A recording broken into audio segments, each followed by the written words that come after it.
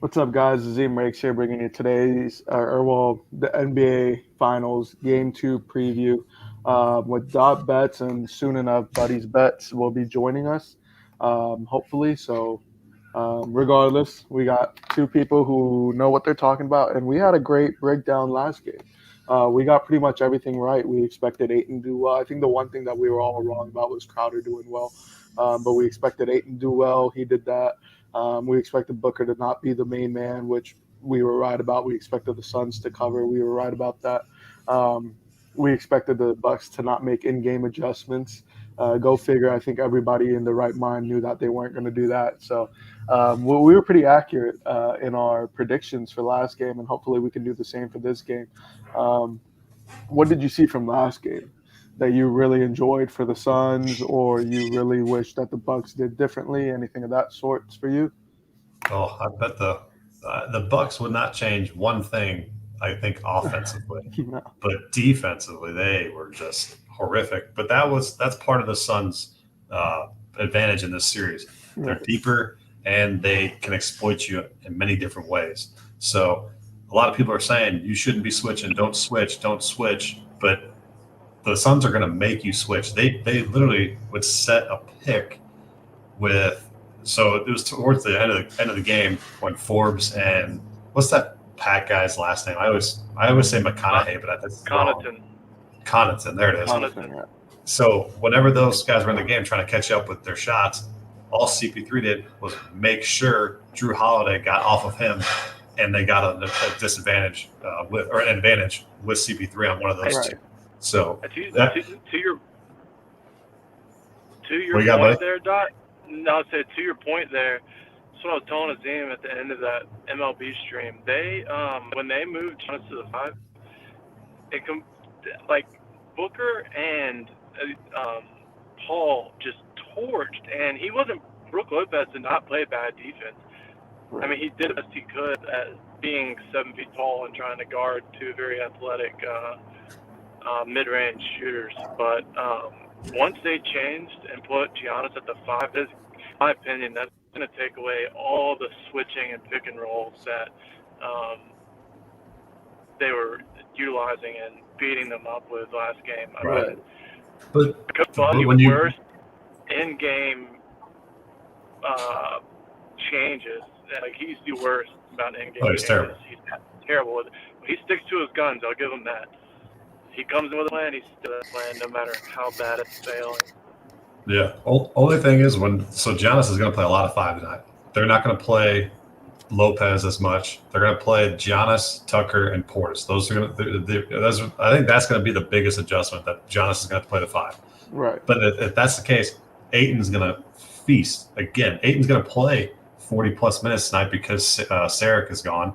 So they're going to play Aiton or Kaminsky, and Kaminsky's going to have a little bit of a role, but it's going to be Aiton City, and they're just going to lob it to him, mismatches down low, spread the court, and let that pick and roll go. I just think there's a ton of mismatches from on the defensive end for the Bucks right now. Yeah.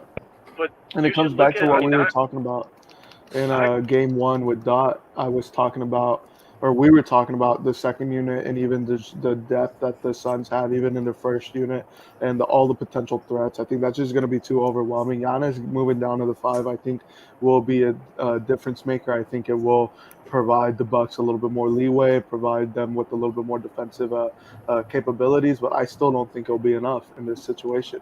No, but that's why I love the finals. I mean, you're going to see all the Yeah. adjustments. I love it. It's awesome.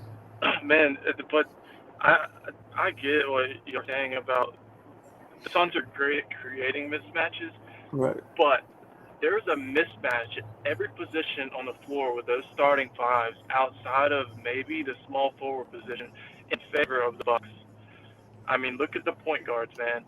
Holiday and Paul. I mean, Paul's just a wizard, but mismatch-wise, like that's a mismatch defensively for Paul against um, Holiday. Same thing with Booker as the defensive liability, and I have no clue why the Bucks to take Page out of the Clippers and take the fucking ball to the rim against him. Because we saw Yeah. what happened when Paul George did it, and he fouled out on one game, but he was 4,000 or 5,000 every game later in the series. The Right. Bucks just, dude, I feel like I could go coach this team and put them in a better position to win than Oh, for Coach sure. Bud does. Yeah, Yeah, I was yeah. never a big fan of Coach Bud. I think he's I caused told this. you, I don't know, several weeks, maybe a month ago, Dot. I was like, he may be the first coach to ever go on, win a finals, and get fired. Might be the first Hell, he time ever could. that happened. It might happen. It Oh, might yeah. happen. Dude, Sorry, I if don't they think win he the finals deserves this this, year, it's yeah. going to be in spite of Budenholzer's fucking coaching abilities. It's going to be purely out of athletic talent. Oh yeah.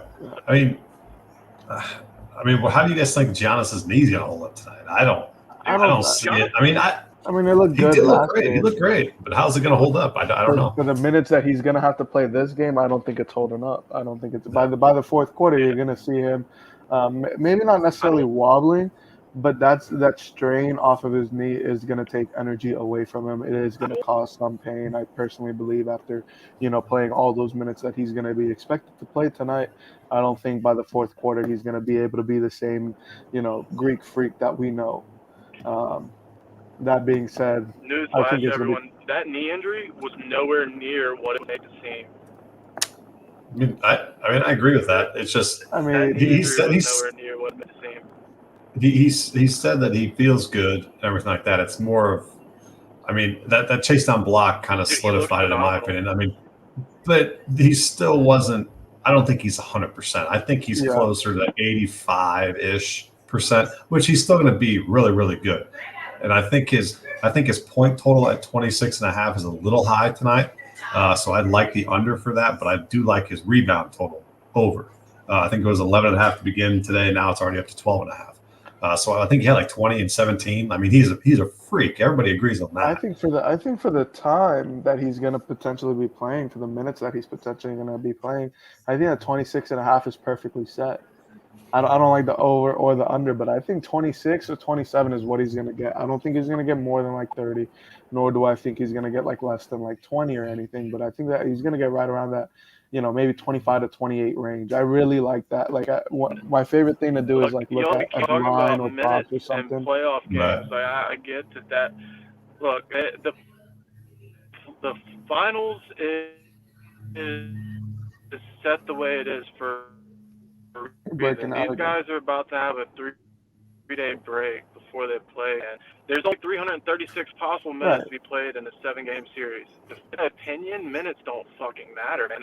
Maybe toward the end of the game, I just don't see it. Like, for me, I know, and even playing in the podunk college football that I played, dude, you couldn't get me out of a fucking game. I didn't care. Like, we were in the playoffs, and I had a sprained ankle. No disagreements there. I'm not saying you weren't going to take me out. Like, their adrenaline takes over. Like, just out of, I don't know, man. I get minutes and all that in the beginning of the playoffs, but when you've only got 360 possible minutes to play for the end of your season and to win a ship, to me, you get it done. I think Giannis will try to get it done, but I mean, we can't disregard I'm the high bodily on the Bucks. issues that I'm he high on the has. Bucks coming into the series, and I'm still high on them. But the only downfall, the only thing with the Suns, in my opinion, that they have that the Bucks don't is that their second team. Outside that, man, Bucks, the second in my unit is opinion, going to are cost just better everywhere outside of Booker and Paul. I mean. So, buddy, you think so I know from the MLB show you said that the Bucks were going to cover. Do you think that they win this game? And if so, why and how? Or do you think the Suns still win but the Bucks cover? Talking to you, buddies. You got it tuned out.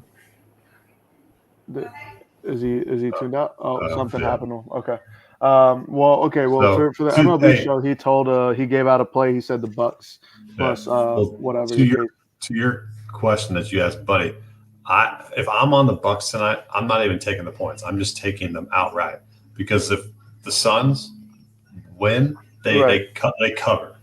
So you're taking the point. I mean, I'm saying Suns are either going to lose this outright or cover. So I'd either take the Bucks money line here or take the Suns Right. I'm personally waiting for a better money line live bet for myself. So that's like minus 195. So I'm going to try to get it anywhere between anywhere. I mean, hell, if I get plus money, I'll get plus money. But if it's minus 150 or below, I'll probably pull the trigger a couple times. Right.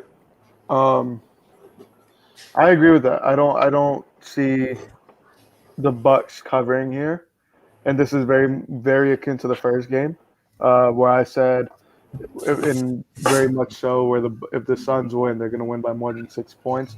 Very similar to this situation. If they win, they're covering. The Suns are. So the only position that I really don't see them covering is if the Bucks win. And so for me, it's either the Bucks money line that you should be playing, or the Suns spread.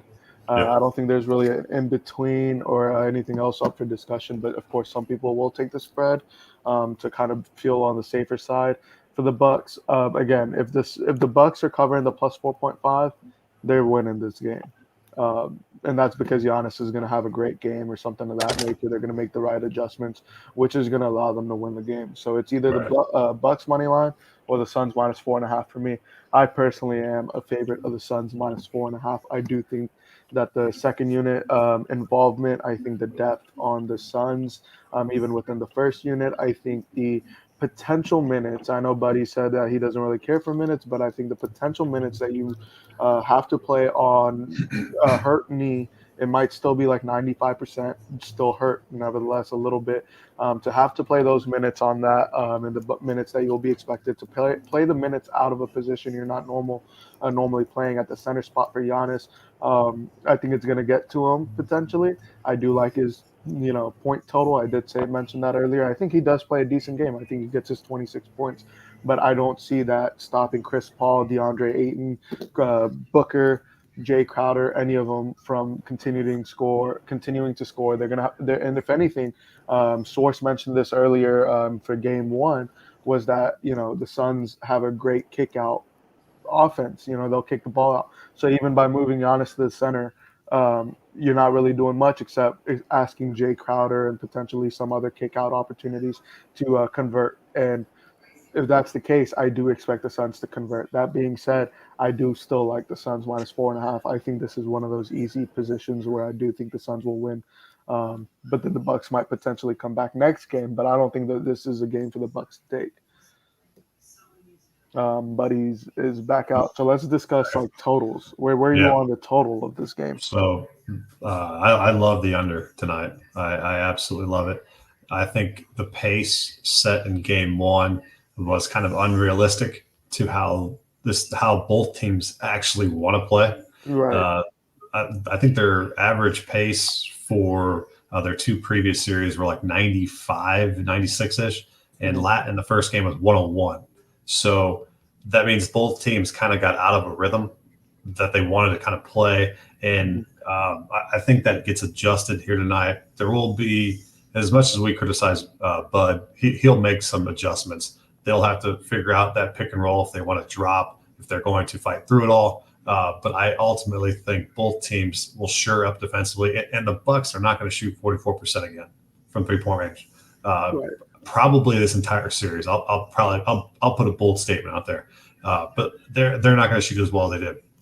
Right. Basically, Middleton was throwing up heaves in the fourth quarter that were going in, and they do shoot better on contested shots than they do on uncontested shots for whatever reason. But I just think that the Bucks ultimately played offensively probably the way that they wanted to play last game, but I think both teams shore up defensively. I think the adjustments potentially might get to the Suns. To the Bucks. That being said, so initially on the lines open at 224.5. That was a no-brainer. That's an underplay right there. Now that it's moved down to 220 at some places, 221 being the consensus. First of all, I like this total so much. I think it's perfectly set. Nothing makes me happier than looking at a line and knowing it just seems to be perfect. So I actually would not play any side on this, the over or the under. But if I had to, I would go with the over. I think the adjustments that the Bucks will try to make. Here's the thing: if they try to make the adjustments and let's say for the first half of the game it fails, we already know the Suns are a great adjustment team. And so if they try to make the adjustments and the Suns recognize the adjustments or already expected it ahead of time and, continue to pound them in when the Bucks make their adjustments, then I think the Bucks will get flustered. Having not necessarily made these adjustments in the past, having not played a defensive scheme that they might introduce tonight, things of that nature, I think they might get flustered and allow a few easy buckets. Even if it's for only a 2-minute run, that's a difference maker for a total. Even for a couple minutes, they're allowing easy buckets. That's a difference maker for a total. So for that purpose, if I'm leaning one way, because the Bucks really do need to make adjustments, the question is, if the Bucks make the adjustments, can the Suns counter adjust? And I personally think they can, and that I think will fluster the Bucks a little bit enough to potentially push us over the line and get us to the over. So I actually lean the over here. I'm actually going Suns -4.5 in the over, which is different from last game where I went Suns -6 and under. Mm-hmm. But yeah, this is a over game for me in my opinion, because the Bucks very very necessarily need to make these adjustments. Yeah. Another point to the under, just if anybody's out there watching and you're getting two sides to this, which is great. There was 25 made free throws by the Suns in the first game. I don't think that they're going to be able to. Now. Yeah, that's an incredible amount. Right. So I think the refs will not slow the game down with the whistle, but I think they'll let them play a little bit more and not have so many free throw attempts. So that's another aspect that I'm looking at tonight too. That maybe will allow the game to play a little bit more freely, but maybe run the clock a little bit more. Not have so many points when the damn clock stops. That's the issue. Yeah, that's the nightmare for underbettors. Yeah, exactly. Is a lot. We'll just have to kind of see how this game goes. I'm still excited for it. I feel like I learned quite a bit from the first game, looking into these two teams. Not entirely sure that I learned everything to be able to cap it to science. Right. So I'm still going to be heavily tuning into this game and watching every little bit, every little adjustment, try to get an edge for the next game or anything of that nature. But man, it was an exciting game. Game one was. And I think it's going to continue to be an exciting series, so I'm excited for it. I agree. That being said, do you have anything you want to dial off real quick? I was going to say, if you like any props, have you looked at any of those? No, I haven't. But I can give my leans on some. I mean, if you have them pulled up. I got a couple that I like. One that I think for a little juice play is CP3 have a double-double tonight. Okay. So yeah, I can easily see that. I'm surprised it's plus 135. So I thought it was going to, it was on DraftKings plus 135. So I took that right away. But I just think he gets there assist-wise tonight. He didn't get there last game. I think he had 8 or 9. Yeah, with Giannis pulling into the center, if they continue to hold Giannis at the 5, there's going to be a lot of kick-out opportunities for CP3 or 4. Yep. I mean, this is a potential double-double game. That'll be in one of my same game parlays that I'll throw together too. Nice. And then the other one is I'm going to go Bobby Portis over 6.5 points. So I think he's just going to get a little bit more run, and those are going to be hustle plays. Those are going to be offensive rebound, put back, and then maybe like a corner 3. So maybe a couple of free throws. But I think he's going to play a lot more than Lopez tonight, just because they need to shore up some defense and not let Lopez be a little too slow now. Yeah, he's been on an island. There was a time for him, but now he's out of that time period. Right. So those are two that I particularly like. But I also said Giannis's rebounds, but I think you could stop it at 12.5 if it gets any higher than that. But it was 11.5 this morning, so people are. That's a good one. Yeah. I had that mention on his points, but I do still like his rebounding ability, especially if he is playing that 5. He's going to be closer to the paint, or even if he's coming off the switch, he's following through and potentially getting a block or something of that nature. He's going to, or even if it's a contested layup, missed shot, easy rebound, right? So he can I think he'll hit that over on that rebound prop for sure. We'll see, man. It's going to be a fun game. Hell yeah. I'm excited. Yeah, that being said, Thanks everybody for tuning in. We appreciate y'all for showing love and support that y'all do, and hopefully we have helped you gain some insight for this game too. And good luck on your bets. See you next time.